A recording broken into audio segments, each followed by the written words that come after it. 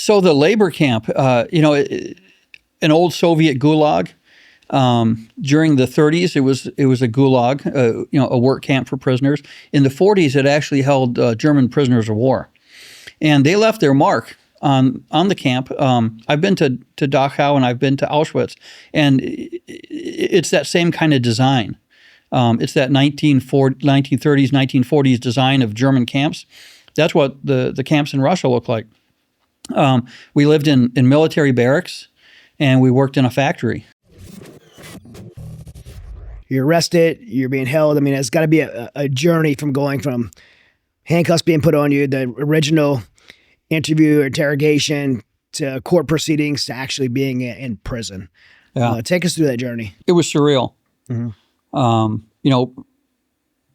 I'm listening to people speaking a foreign language that I don't understand. I have a translator who, she spoke English well enough for me to understand what she was saying and the process. I was being taken from holding cells to interview rooms to to courts, and just going through their process, which isn't entirely different from ours, but there are some notable differences. I couldn't have my own lawyer. I could only have the lawyer that the FSB provided. I couldn't say very much. The statements and things that I thought were important weren't important to the judge. Depending on what the FSB said at the time, it was just taken verbatim, and that's the way it was. At first, the FSB said that my 4 passports were fake. Of course, they weren't. And even later on, when the Russian foreign minister said, "Hey, he does have 4 citizenships. These passports are real," the FSB kept saying, "No, they're fake. They're fake. They're fake," because they would never retract their negative statements. But what were your passports for?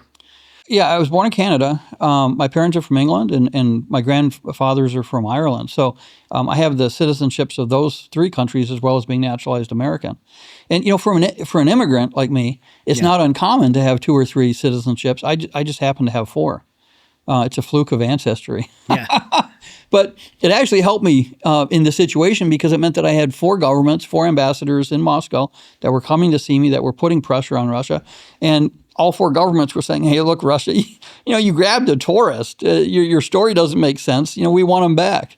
Yeah. And that helped. But I was taken to what we would call an arraignment, which was it was a joke. It was all a sham.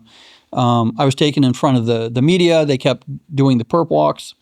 I was taken to Lefordova and put in a 9 meter cell. Lefordova, they call it the shooting gallery. It's been around for a long time. And the FSB now and the KGB in the old days would take their prisoners there, and they'd do away with the people they didn't want exposed to the media or exposed to courts. The funny thing was that the FSB would set up a perp walk in the corridors of these district courts. Well, that was a perfect opportunity for me to get my message out.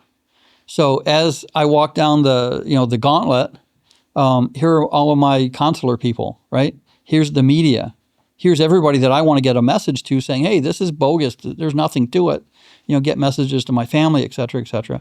And, the Russians apparently didn't realize, the value of what they were doing for me. It wasn't valuable for them. It was valuable for me. But we went back and forth. You would see me going to court for a hearing. Then a month later, I'd go for an appeal hearing. And then I would, be back in court for another hearing, and then another appeal hearing. And these were detention hearings. They were basically a sham, letting some credibility to my arrest, for the Russians to say, "Look, well, we take this seriously. He's going through this process. Every month or 2, we're evaluating whether he should still be detained or not." But it was all based on this fake case. If the Russians really believed that you were a spy, the interrogations would have been pretty intense. Yeah. What were the interrogations like? How long did they last? What duration of period? They would actually last for hours, and a lot of it would just be sitting in a chair, with silence. They tried good cop, bad cop type stuff. They would ask me questions about the makeup of the Army and go on about the Army. And I said, you guys realize I wasn't in the Army, so I don't know. I really don't. It's not the branch of service I served in, and I have absolutely no idea what to tell you. They didn't really honestly know much about the Marine Corps, and they didn't really know too much about my service other than what they gleaned from the visa applications and what they'd taken off the internet and what the media had been saying. So I had a lot of stupid questions. Their response to my responses wasn't always positive because they thought I was just playing a game with them. And it wasn't until later they figured out that they were asking me the wrong questions and they didn't know anything about my branch of service and whatnot. Was any physical abuse? No, but they would do things like come up and kick the chair I was sitting in, or they'd take a water bottle and hit the back of the chair. There was a lot of that kind of stuff. Just stupid things that, when you consider what they're up to, it's like, well, why aren't they hitting me? Right. Because they're worried. They knew they couldn't. There was too much public attention. One of the funny things they did, they actually took like a slipper and they put it under one of the chair legs of the chair I sat on to make it, off balance. Because if you're sitting in a chair off balance, you might not be paying attention to the questions that are being asked. You're focusing on this chair or whatever. It's an old trick, like the investigator sitting in a chair higher than the person being spoken to. All of those sorts of things they would try. And I just kicked the slipper out of the way. I was like, yeah, good luck. It's not going to work.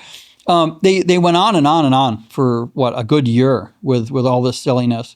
And finally, they just gave up. They took me to Lubyanka, the old KGB headquarters, the now FSB headquarters. They took me there 6 times, and they sat me down and said, "Look, we need a confession from you. If we have a confession, we can wrap up this court case. Once that's wrapped up, then we can start, negotiating for a trade." And I said, "Well, there's nothing for me to confess. What do you want me to confess to? I'm not a spy. I don't work for the U.S. government. I'm nothing, a general, a secret agent, etc. I'm none of that." And they said, "Well, it doesn't matter. Just put it down on paper. Give us a confession. That's all we need. And then you can go home." This is 2019, in 2020. And I'm like, okay, so I can just go home by confessing to something I didn't do. No, that's not happening. And they said, "Well, why would you want to sit here? You might be here for years. You can go home now." And I said, "Well, I can't go home if that means that I have to, sign a false confession."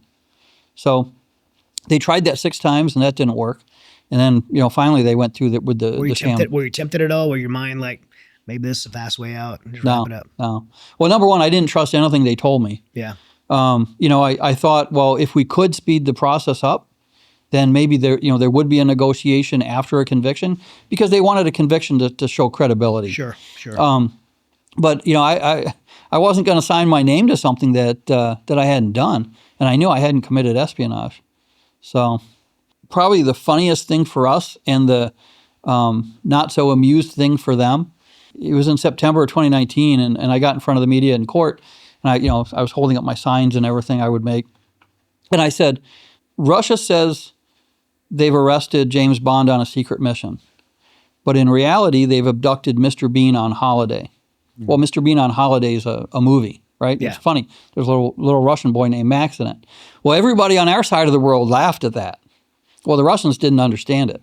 They had absolutely no idea what I was talking about. Well, when they figured it out, they were really mad. They were really, really mad. And, to the point that they told me so, which is unusual for them.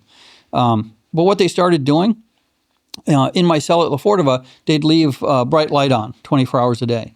And then when I eventually got to the labor camp in Mordovia, for 4 years, every night, every 2 hours, they would come and wake me up and take my photo to show that I hadn't escaped. Although they didn't, hit me during interrogations or use any kind of drugs or, things like that, what they did trying to get back at me was the sleep deprivation. And like I said, it went on for years. And that's been something that I've had to get used to, just being able to sleep properly again. Yeah, to get woken up every 2 hours Yeah. at labor camp. What point, when did they actually you were convicted in court? It was in June 2020. And so that after that conviction, that's when they transfer you to a prison. So normally you have 10 days to appeal, and I didn't appeal because the judge had said, "Hey, look, you're going to be home in 2 weeks. If you start an appeal process, that will slow everything down that people are trying to do." The trial was a sham. We basically went through the different stages of what should happen. The judge would ask, "Oh, do you want witnesses?" And I said, "Yes, of course. They've got to come in from other parts of the world. We need visas, et cetera, et cetera." And he said, "Well, because of COVID, you can't have any." Next. Evidence. Do you want to see the evidence? I said, "Yeah, let me see the evidence." He says, "We have boxes of evidence." "Oh, but it's a state secret, so you can't see it." Next. And this is how the trial, played out. And the judge several times said, "Look, this is like the Bolshoi theater. This is like a play. We all have a role, we have a part, and we have to go through these motions." And when I was convicted, he said, "Paul, you're going home in 2 weeks. Don't worry about an appeal." So I said, "Okay," and I waited.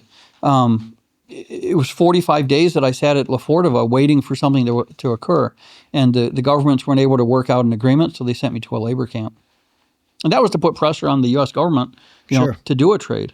And interestingly enough, too, although I'm Canadian, British, and Irish, and those governments tried to negotiate with Russia to get me back, the Russians kept saying, no. We don't want anything from the three of you. We want something from the U.S. In the United States, so, yeah.